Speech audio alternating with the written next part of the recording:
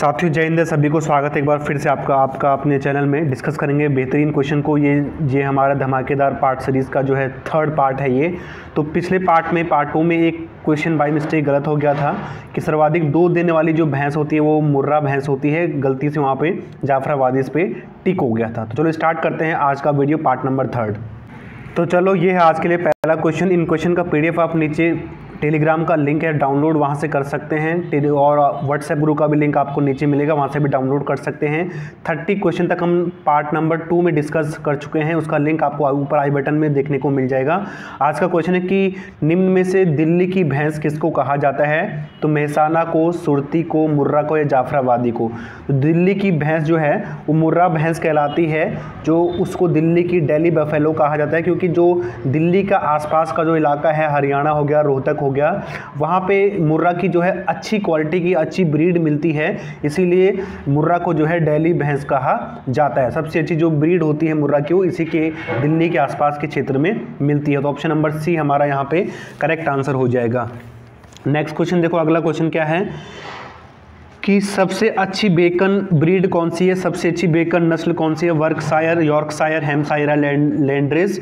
तो सबसे अच्छी जो बेकन ब्रीड होती है वो लैंड्रेस होती है। ऑप्शन नंबर डी यहाँ पे करेक्ट आंसर हो जाएगा। नेक्स्ट क्वेश्चन है गोल्डन रेड, स्वर्णिम लाल रंग की जो सूअर की नस्ल है वो कौन सी है? यानी किस जो सूअर का जो कलर है वो गोल्डन रेड होता है? हैम्पशायर का, टेमवर्थ का, वर्कशायर का या ड्यूरो का? तो जो गोल्डन रेड सूअर है उसको बोलते हैं क्या? टेमवर्थ। ऑप्शन नंबर सी हमारा करेक्ट आंसर हो जाएगा यहाँ पे। नेक्स्ट क्वेश्चन है कि किस भेड़ की नस्ल के लटकते हुए बड़े कान जब वो चरते हैं तो चरते समय जमीन पर रगड़ाते हैं? तो कौन सी भेड़ की नस्ल है वो? नाली है, पूगल है, सोनाड़ी है या फिर मारवाड़ी है?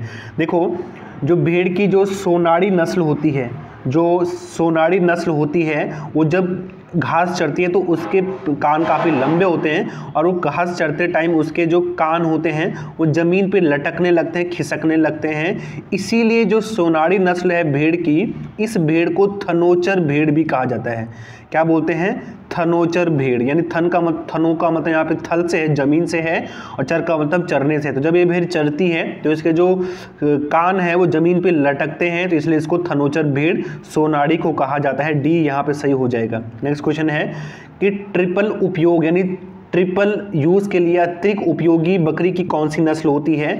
तो बकरी की ट्रिपल उपयोगी के लिए नस्ल झालावाड़ी, सिरोही, मारवाड़ी या फिर मालपुरा।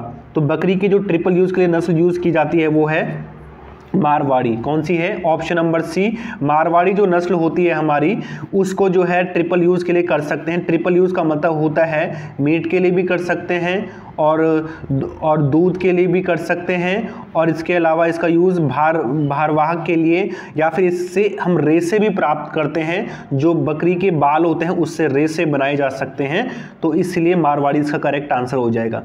नेक्स्ट क्वेश्चन है कि शहरी बकरी कौन सी नस्ल होती है? तो शहरी बकरी के नाम से किस नस्ल को जाना जाता है? तो बीटल, बारबरी, मालबारी या फिर जमुनापारी या जमुनापारी बोलते कई लोग। तो इसका जो करेक्ट आंसर है बकरी की वो नस्ल जो शहरों में सबसे ज़्यादा सर्वाइव कर सकती है वो है बारबरी।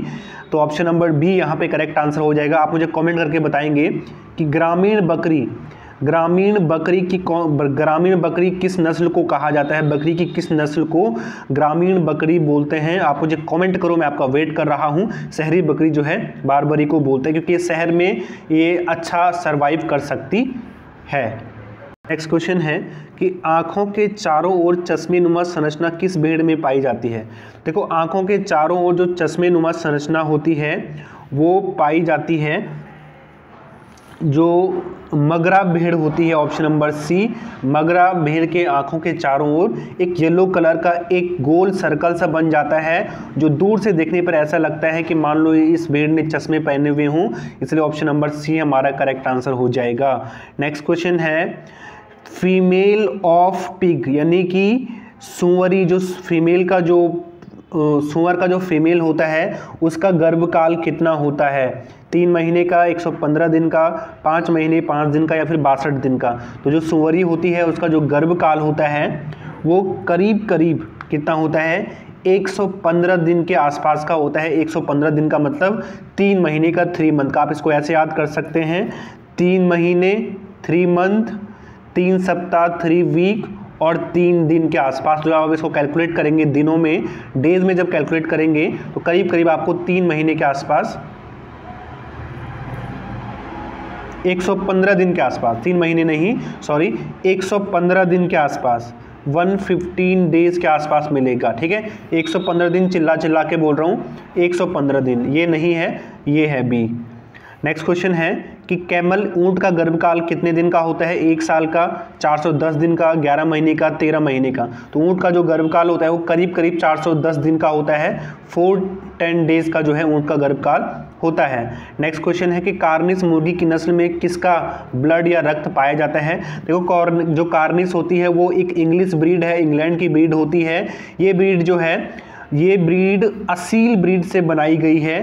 तो असील हमारा यहाँ पे करेक्ट आंसर हो जाएगा।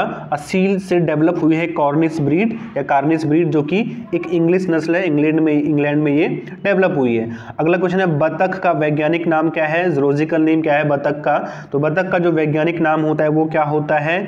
वो होता है ANANS, एनस इसका जो है वैज्ञानिक नाम होता है। गैलस जो है मुर्गी का वैज्ञानिक नाम होता है। ठीक है, किसका नाम होता है? मुर्गी का वैज्ञानिक नाम होता है। और यहाँ पे करेक्ट आंसर क्या हो जाएगा? डी हो जाएगा। नेक्स्ट क्वेश्चन है कि एक कोबड़ वाले ऊंट का वैज्ञानिक नाम क्या है? तो एक कोबड़ वाला जो ऊंट होता है उसका वैज्ञानिक नाम होता है क्या? कैमेलस ड्रोमीडेरस। क्या होता है?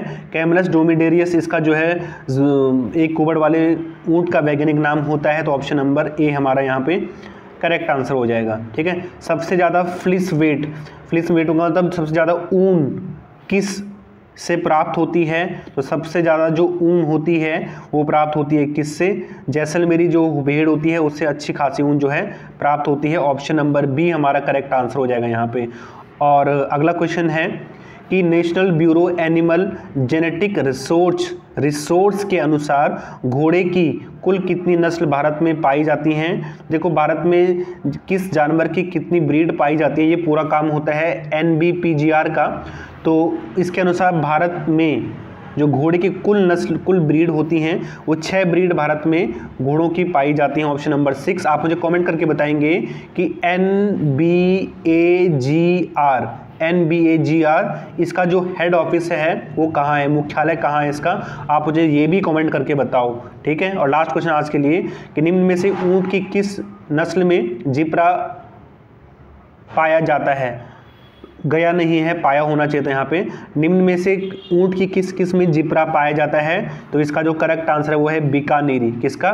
बीकानेरी में जिप्रा पाया जाता है। जिप्रा होता क्या है? देखो, ऊंट के पेट के अंदर एक गोल संरचना होती है जहाँ पे उसके चारों ओर, उस संरचना के चारों ओर बाल पाए जाते हैं, उसी को हम जिप्रा बोलते हैं। और ये सभी ऊँटों में नहीं, जो बीकानेरी भेड़ ऊँट होता है वो उसी में ये अधिकतर देखने को मिलता है। तो आज के लिए बस इतना ही। Thank you so much, God bless you all.